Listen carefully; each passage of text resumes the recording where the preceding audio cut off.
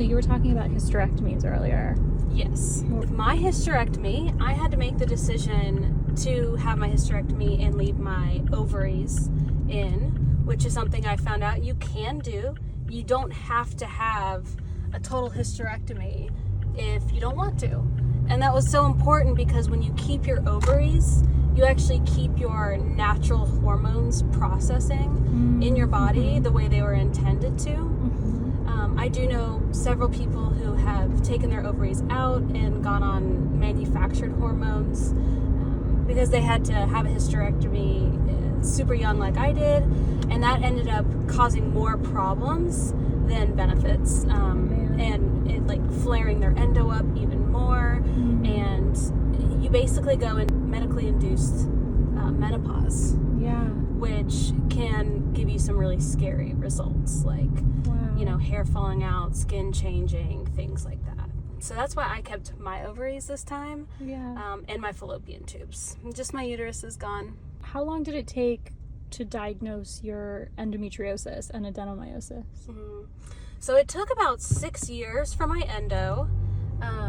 I was finally diagnosed after my second surgery. And then for adeno, there is no test. There is nothing you can do other than surgery or removing the uterus to get an actual diagnosis, which is so devastating. Crazy. Yeah. With all the tools and things that we have today, like to have to do surgery to diagnose it is crazy. It's insane, and it's expensive, and it can really mess with your mental health. Because doctors who don't know what they're doing will tell you, oh, you don't have endo. And that's not true. They just don't know how to diagnose it, or they don't know what they're looking at. So that's why I always recommend going to a specialist. Some people who see endo on a daily basis and work with endo patients can pick it out.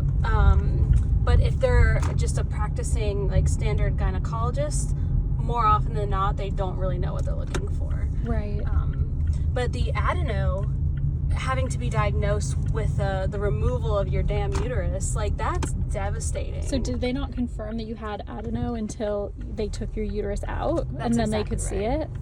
That is absolutely wild. It's like we said earlier, it's like I'm a person, not a science experiment. Exactly. That's absolutely crazy. It would be so nice to be treated like a human, but women's health just isn't there yet.